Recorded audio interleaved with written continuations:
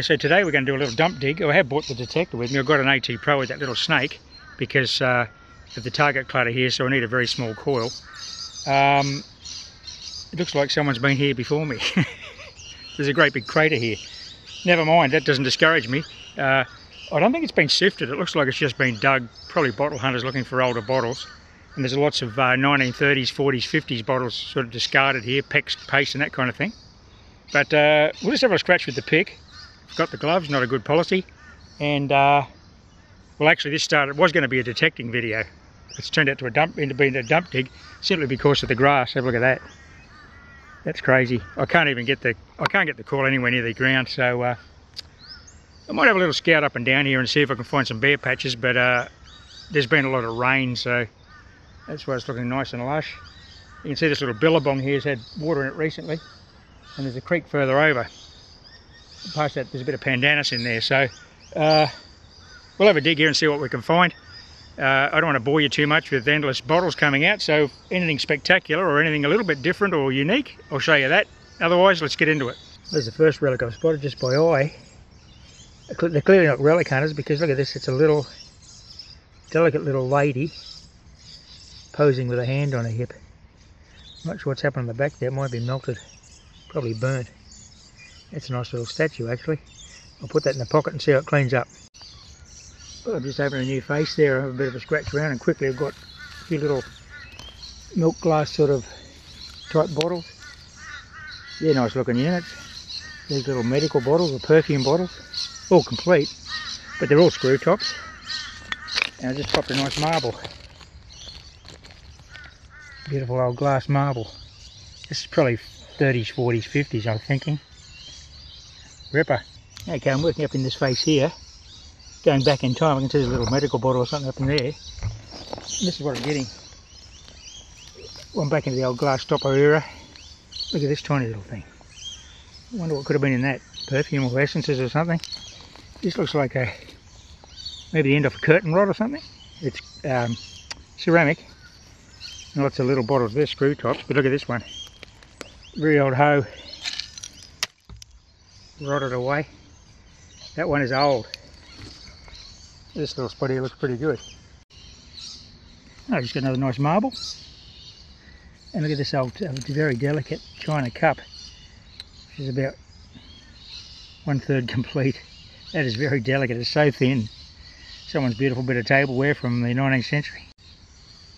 Here's a complete little milk glass style bottle with still got its tin lid screwed on. And the brand name, V-A-L-A-Z-E, Valaise. Oh, UK. UCB or something there. I might have looked that up.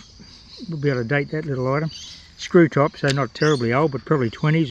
Here's a nice little bottle. I thought it was a PEX fish paste bottle, but it's had probably a logo of some description there, but underneath it says Rex, not PEX. There'll be still some sandwich filling in there. That's a lovely little, it'll make a nice little vase on the desk or something. So I just dug in this little bit of face. I'll have to collapse this overhang in a minute. This ceramic or porcelain lid just dropped out, and inside it, would you believe it, is a silver coin. That's a little threepence. Look at that. It just fell out with the lid and some broken glass. This is exciting. Let's get this cleaned up and get a date. Okay, here it is. It's a beautiful Australian sterling silver threepence, 1936, which dates the layer I just dug it out of. It doesn't mean the dump's that young, if you like. This could go back much older than that. I think it'd be the late 1800s where I'm looking. At depth, it's going to be difficult to get down there. I'll have to bring a sifter back, but there we go. I'll have to tumble that, unfortunately. It's but you can clearly see the date there, 1936. Coat of arms. It'll be King George V. Won't clean it any more than that because it's silver. Take it home, see if I can clean it with a toothbrush and a bit of warm water. If not, I'll give it a light tumble in the Lawtone tumbler. I'm just raking this down and pulling it back. See what happens, these little bottles come out like that. Then I drop the overhang and pull that back. Don't the overhang dropping on me. But this is where that silver coin just dropped out of here. There's something interesting here. It's a bigger bottle, look. Let's have a look. Get this out. One-handed. broken. Could have been full of coins. That'd be nice to see a big heap of coins just fall to the ground. Can happen. Okay, I'll persist with this little drive I've got going here.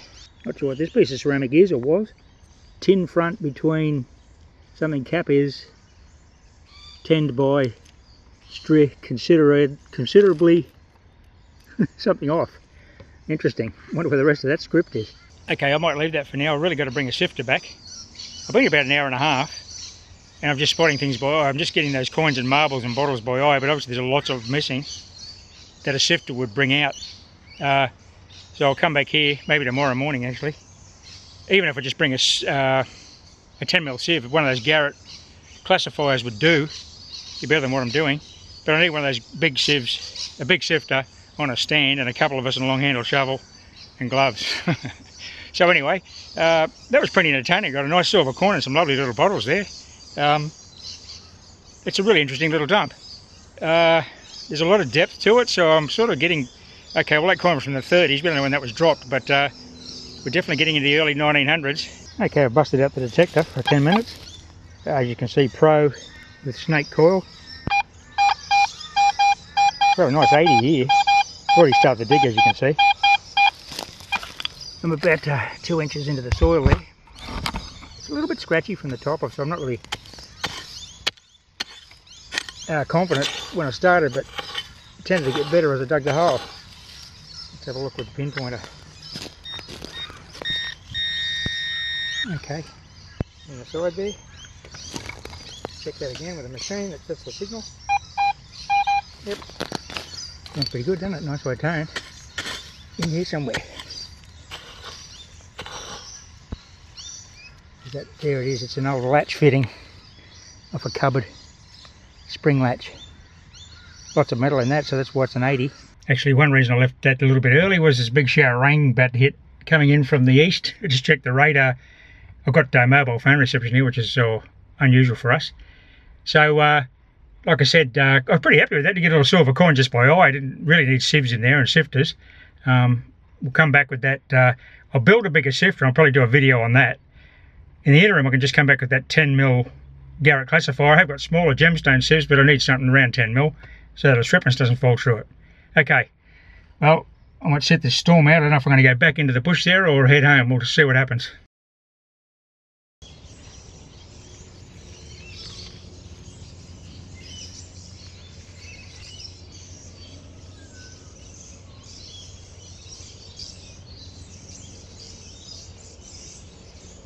Today it's a little bit different style of video. It's not a metal detecting video. We're doing a bit of dump digging. Colin and I have done a bit of this over the years, and you've seen us do quite a bit in the US with our good friends in Arizona, but not so much here in Australia. Well, this dump here I discovered about 9 or 10 months ago. Didn't dig it as such. I detected it and found a few little relics, but the grass, as you can see, is a little bit long for detecting. It'll be better in the summer months when it burns perhaps, but I haven't been here for quite a while, and someone else has discovered it and had a bit of a dig, but that's fine. They don't look like they're relic hunters as such. They look like they're bottle diggers. So we'll take any nice bottles we find them, but I've bought a sieve today. I bought the Garrett sieve that comes in the Garrett pan kit. I'm in the process of building a larger sifter so they can actually work these dumps with a long handle shovel. But today we'll just use a little folding shovel and the sifter and see what relics we can find. Well, let's get into it. So this is the gear I'll be using today. That's the Garrett sifter that comes with that pan kit, so that you can purchase it separately too. That's a 1/2 inch sieve, or about 12mm. I want to use that because it'll catch a threepence, and that's the smallest coin I'd realistically find here when we're talking about the coin situation, and rings and things won't fall through that. I've got a couple of 511 gloves. These are really good quality. I think these are their duty gloves. I'm not quite sure. I'll subtitle what these are actually called. I got them from 511, the 511 store, Outdoor Tactical in Brisbane, and just a little folding camping shovel.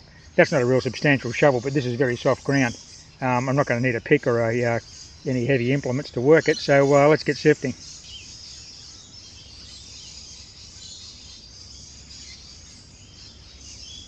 Have a look at this delicate little, I would say a child's teacup. Probably early 20th century. Don't see any marks on it. Fortunately it's not complete. It's had its last cup of tea. Oh, it's got some markings on it. What does that say?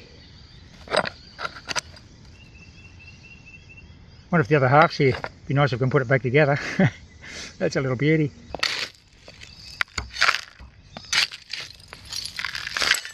Just pull down this face here and I'll just put it through the sieve. As you can see, it's quite loamy soil. And this has obviously been burnt, this material, but could be any minute.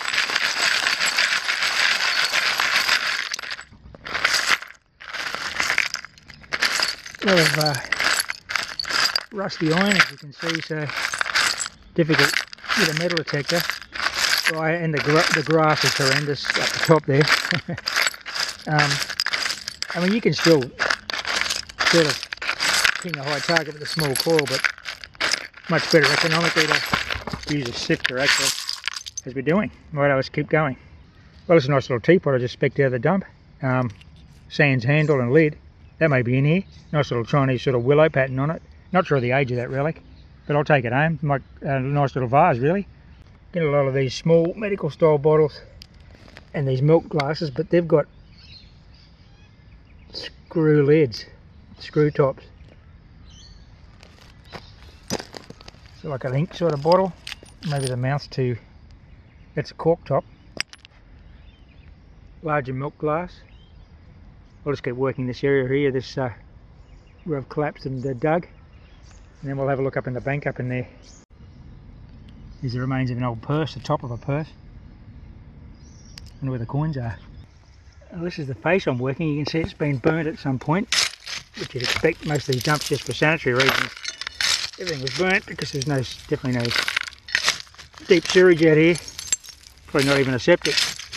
This is like early 1900s, late 1800s.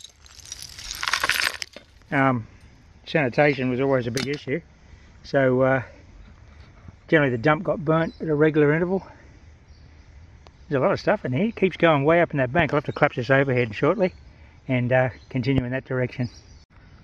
Well, this is my sieve pile. I didn't sieve this, obviously, it just fell out of the face. It's a very substantial lid off a big teapot or a coffee jug of some description. Yeah, quite a nice colour in that actually. It's that brown rainbowy sort of, be nice if it was cleaned up. Okay, I've been going about 15 minutes, done quite a few sieves. I've been moving around the bank on the face away from the burnt area back into the burnt area, seeing if I can find a spot where I'm getting relics, and I've just hit a silver coin. Let's have a look at it. Right, here we go. Gloves are off. I am using them while I'm digging. We have a silver coin. It'll be an Aussie threepence. Oh yeah, it is an Aussie threepence. I can see the coat of arms with the Federation star there. Kangaroo and emu. That's a ripper, that one. I'll give it a bush clean and see what I can find out. It's going to be KG5, I would suggest. Anyway, I'll get it up close and we'll get a date. What a ripper. Well, here it is. I've got it up on the sieve. It's an absolute perler. Dates the dump. It's a 1910 Edward the 7th Australian silver threepence. There's Edward, heavily worn, facing to the right. So that was the first year that Australia struck its own coinage, the silver coins of 1910. So it's the oldest Australian coin I could possibly find here. That's an absolute ripper. Got to be more in here. I'm really happy with that one though. Beautiful little coin.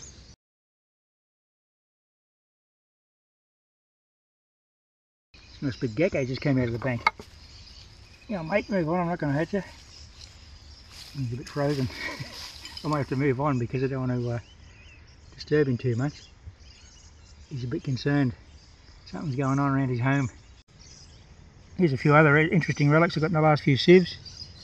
Woody woodpecker or someone. No, it's obviously a lid off a soup tureen. Some kind of ibis, or I'm not sure what sort of bird that is, but obviously an ornate tureen of some description that came off.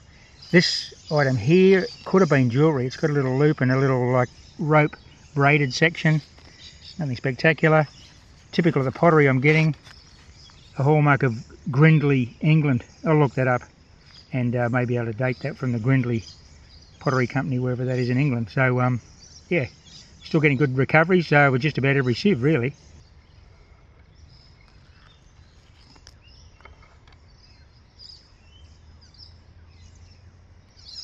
But well, that was an enjoyable little morning actually. A couple of silver coins, always good, especially that 1910 Edward VII. Obviously this is more an exploratory sieving expedition. I need to bring a bigger sifter, which I've yet to build, but I've got a plan in mind, and come back with Colleen and I and some long nose shovels so that we can process a lot more of this dump. It goes well back into that bank. There's a bit of overhang to collapse and deal with first, so there's a bit of work to do, but I reckon it'll be worth it given that we've got 2 silver coins in quite a short period of time. Okay, well thanks for watching everybody. Hope you enjoyed my little walk in the bush. Happy fossicking. Bye for now.